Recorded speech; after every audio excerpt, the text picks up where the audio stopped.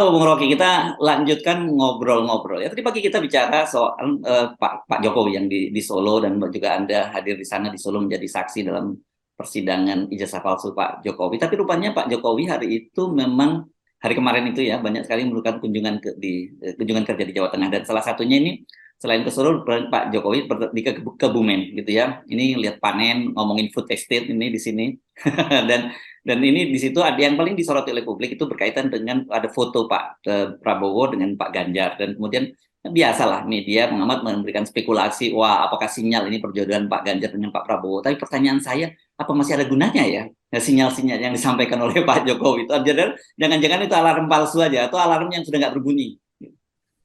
Ya, Jokowi berupaya untuk menyodorkan seseorang yang bisa menjamin dia. Tapi kan Kompas sendiri menulis bahwa atau riset endorsement power Pak Jokowi itu mungkin sekarang tinggal 7%. Jadi apapun yang disodorkan Pak Jokowi itu justru akan tidak lagi berakibat secara politik. Demikian juga Pak Prabowo. Tentu Prabowo merasa ya boleh aja Ganjar, tapi juga pendukung Prabowo mungkin akan memberi sinyal negatif terhadap proposal itu. Walaupun Pak Prabowo ada di dalam kabinet, tapi kalau Pak Prabowo mengucapkan dia dengan Ganjar, sangat mungkin itu bagus untuk menurunkan elektabilitas Prabowo nanti. Jadi harus dimasukkan terbalik. Jadi malah liabilitas nih jadinya ya. Iya itu. Jadi kita mesti baca hati-hati. Bahwa Prabowo sekarang ada di dalam sorotan milenial yang kagum dengan Prabowo punya postur internasional dan kalau terjadi perubahan politik di Asia Pasifik tentu Prabowo yang dekat dengan proksi Amerika tuh. Nah, Ganjar itu kan proksinya proksi Cina pas itu. Ini juga akan jadi kesulitan di dalam permainan politik internasional. Seolah-olah di dalam Prabowo ada bagian yang akan menggerogoti dia tuh. Jadi ini yang mesti kita hitung bahwa politik dunia sekarang itu mainnya proksi. Kalau Ganjar misalnya ditaruh Jokowi di situ, Amerika akan anggap bahwa ya itu artinya pasti ada kepentingan Cina di dalam politik Indonesia dan itu akan mengganggu semacam realignment di dalam wilayah Asia Pasifik atau Indo-Pasifik. Jadi sekali lagi sinyal itu ya sinyal konyol aja tuh dan kita tahu bahwa Prabowo juga tahu bahwa siapa yang dia bisa tarik jadi wakil presiden. Seandainya Ganjar ditaruh di situ, ya pasti Ibu Mega akan bilang Prabowo silahkan Anda bikin nasi goreng dengan Ganjar. Saya nggak mau lagi buatin Anda nasi goreng. Nah, kalau PDIP ngambek, karena Prabowo punya kesulitan tuh. Karena tetap orang nilai bahwa partner yang paling strategis pada akhirnya adalah PDIP dengan Gerindra. Ya. Jadi ini sinyal palsu ya, alarm palsu ya gitu kira-kira ya.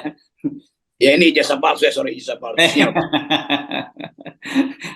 Nah, tetap saja menarik ya persoalan siapa mau berbarengan dengan siapa ini karena kelihatannya setelah kita lihat kemarin ribut-ribut soal penundaan pemilu yang coba diselundupkan melalui keputusan Pengadilan Negeri Jakarta Pusat itu sudah berhasil, saya kira itu langsung aborted ya, langsung malah bikin berantakan dan justru makin menguatkan penolakan karena kita bahas kemarin Ibu Megawati marah dan sebagainya dan juga kemudian partai-partai politik yang selama ini juga sebelumnya sempat menyatakan mendukung penundaan pemilu tapi lewat second layer-nya ya, tentu bukan ketua umumnya karena yang ngomong kan sebelumnya Pak Erlangga Hartarto, Zulkifli Hasan dan Caimin, tapi second layer-nya sudah tegas menyatakan menolak. Jadi sebenarnya buat apa lagi ya Pak Jokowi kok masih menggunakan jurus-jurus semacam itu? Mestinya kan Pak Jokowi mulai fokus berbenah, mana nih PR gua yang belum selesai, mana nih lubang-lubang yang mesti gua tambal, mana yang gua mesti selamatkan, bukannya sibuk malah mencari membuat semacam pencitraan baru atau endorsement kepada para capres-capres yang justru merugikan tadi. Kelihatannya Jokowi nggak nyampe memikirkan itu. Kan dipikirin Pak Jokowi cuma dua. Pertama, IKN itu harus dijadikan legasi dia. Kedua, pengganti beliau nanti harus menyelamatkan dia tuh. Dan dua-duanya nggak mungkin dia penuhi. Dan kelihatannya sekarang justru Pak Prabowo yang ada di atas angin karena dia tahu bahwa yang bisa menuntun Indonesia keluar dari kesulitan sekaligus menjamin Jokowi tidak diperkerakan adalah Prabowo tuh. Yang kedua, Prabowo juga tahu bahwa Ibu Mega tetap punya relasi dengan dia, terutama perjanjian-perjanjian yang awal itu batu tulis lah, walaupun tinggal batunya, tulisannya udah hapus. Tetapi secara etis, tetap Ibu Mega menganggap bahwa kalau Prabowo datang ke Jokowi melalui Ganjar, itu artinya Prabowo batal dalam perjanjian kerjasama dengan PDIP itu. Ya. Jadi hal ini juga menyulitkan Prabowo sebetulnya. Kalau sinyal itu diucapkan kan sebetulnya Jokowi cuma mau bilang, Ibu Mega, kalau Anda nggak mau Ganjar melalui PDIP, Ganjar bisa saya titipkan pada Pak Prabowo loh. Nah itu bikin jengkel Ibu Mega tuh. Jadi Pak Jokowi ini nggak pernah belajar bahwa Ibu Mega itu bukan pencemburu, tapi dia tahu permainan politik Jokowi itu. Nah itu juga pasti Ibu Mega udah siapkan lagi tuh satu tendangan penalti bahwa Jokowi ternyata main-main lagi ya, berupaya untuk membakar emosi saya. Kira-kira itu. Iya, padahal kemarin gara-gara putusan Pengadilan Negeri Jakarta Pusat itu Ibu Megawati sampai tengah malam nelpon Pak Mahfud MD ya. Sekarang mulai cari gara-gara lagi gitu. Ya, itu kan pertanda Pak Jokowi nggak punya peralatan lagi kan. Dia nggak punya alat lagi untuk diajukan ke publik. Akhirnya Ganjar diajukan ke publik tuh.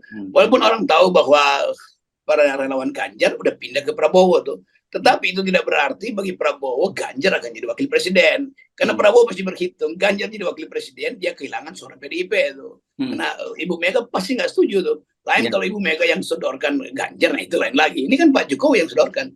Jadi segitiga ini, Jokowi, Megawati, dan Prabowo ini akhirnya dikendalikan oleh Pak Prabowo. Ya. Oke, tapi kita soroti dulu ya dari sisi tadi kan kita bicara soal komunikasi politiknya, sinyal-sinyal ya.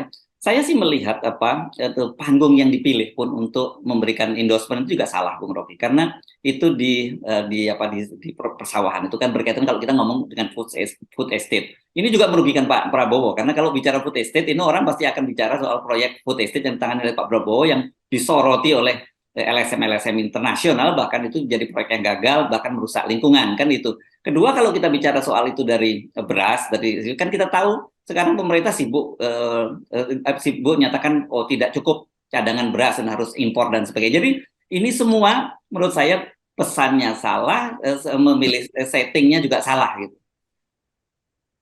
Ya karena orang yang menginginkan itu memang salah di mana-mana kan. Jadi akhirnya jadi kalang kabut. Upaya untuk memberi pencitraan di latar depan ternyata berefek di latar belakang gitu. Yes. Lalu di Jakarta lain tuh nggak bisa ketemu. Jadi intinya Jokowi udah nggak punya semacam kecerdasan atau kecerdikan untuk mengusulkan seseorang. Jadi ya asal kayak orang asal raup aja apa yang masih bisa dia pegang itu dia sodorkan. Dia berpikir bahwa yang dia lagi pegang emas padahal kaleng tuh. Jadi publik internasional juga lihat bahwa kok Pak Jokowi jadi dangkal sekali main politiknya ya. Atau bahkan menteri-menteri di sekitar Jokowi sekarang mulai anggap, oh ini presiden gua kok jadi lembek atau jadi tidak punya lagi siasat itu. Maka dia akan disiasati justru oleh menteri-menterinya. Tentu Pak Erlangga melihat bahwa ini peluang untuk menaikkan kembali potensi Golkar untuk memimpin Indonesia. Demikian juga partai-partai yang lain tuh Demokrat dan PKS melihat bahwa udah ini kita dorong aja terus tuh. Jadi terlihat bahwa pelemahan yang kita sebut dari awal, Pak Jokowi itu udah ledak, udah bebek lumpuh, bahkan bebek pingsan, ngapain masih bergeliat-geliat? Semakin Anda bergeliat, Anda semakin kehilangan energi. Kan gampangnya gitu. Kita menerangkan soal-soal ini. Iya. Nah, saya kira ini semacam ini saran ya, kalau diterima boleh, kalau enggak ya nggak apa-apa. Saran kepada Pak Prabowo, kalau kemudian nanti diajak Pak Jokowi apalagi ninjau food estate terus pamer, jangan mau, karena ini nanti justru itu sebenarnya justru malah bisa melemahkan Pak Prabowo, bisa jadi sasaran tembak itu. Ini salah satu titik lemah dari Pak Prabowo deh. Jangan ikut main-main deh ke sawah-sawah lagi, kan Pak Prabowo Menteri Menteri Pertahanan kok. Ngapain masuk ke sawah gitu. Ya itu juga faktor itu juga masih ada di benak LSM dunia yang menganggap bahwa food estate itu merusak. Dan food estate itu harusnya diaudit ulang gitu. Tapi itu kemudian nggak bisa lagi dipahami sebagai konteks karena baik Pak Prabowo maupun Pak Jokowi udah tiba pada kesepakatan yang lebih penting adalah mengatur siasat supaya Pak Prabowo bisa menjamin Pak Jokowi itu. Nah, itu mesti kita ingatkan, jangan sampai nanti satu waktu orang persoalkan bahwa ya jaminan itu atas dasar apa? Atas dasar kepentingan untuk sekedar politik atau ada bisnis-bisnis baru lagi yang akan diperoleh atau yang akan timbul berdasarkan kepentingan oligarki yang mengincar food estates misalnya. Jadi semua hal akhirnya muncul sebagai dugaan. Tapi semua dugaan sekarang itu berhak untuk dimunculkan karena ketidakpastian politik di masa depan. Yes, oke. Nah, di luar itu, kemarin beberapa hari yang lalu kan kita juga baca ini soal infrastruktur ya, yang dibangga-banggakan oleh Pak Jokowi, terutama jalan tol. Dan KPK itu menilai ada potensi apa ya, semacam kerugian atau penyalahgunaan uang di sampai 4,5 triliun dalam proyek-proyek Pak infrastrukturnya, terutama tol Pak Jokowi. Ini saya kira ini juga pernyataan dari KPK ini berpotensi juga memberantakan semua pencitraan yang dibangun oleh Pak Jokowi bahwa Pak Jokowi itu adalah Bapak Infrastruktur Indonesia. Gitu. Itu yang saya maksud. Di ujung Pak Jokowi, semua orang akan cari semacam upaya supaya mereka nggak terlibat kalau Pak Jokowi berhenti itu. Jadi KPK pasti akan bilang bahwa memang dari awal kita tahu, tapi yang dia tahu itu baru dia mau ucapkan di ujung kekuasaan Pak Jokowi. Kalau dia ucapkan di awal, udah pasti diganti KPK-nya kan. Jadi ini tanda bahwa KPK bahkan akan bersama-sama dengan publik untuk mulai mempreteli legitimasi Pak Jokowi. Jadi ucapan KPK akan mempersoalkan atau mereview semua proyek infrastruktur itu artinya teguran pada Jokowi bahwa Anda gagal di dalam mengamankan proyek infrastruktur itu dari fraud, dari soal-soal markup segala macam. Jadi sinyal bagus juga, sekaligus menerangkan pada kita bahwa Jokowi memang udah di ujung jurang, itu dasarnya. Yes, oke. Baik, terima kasih Bung Rocky. Dan kalau udah di ujung berarti kita mesti back to square one, yaitu berarti ya, jadi square one, 0%. 0%. Oke, thank you. Yo, iya.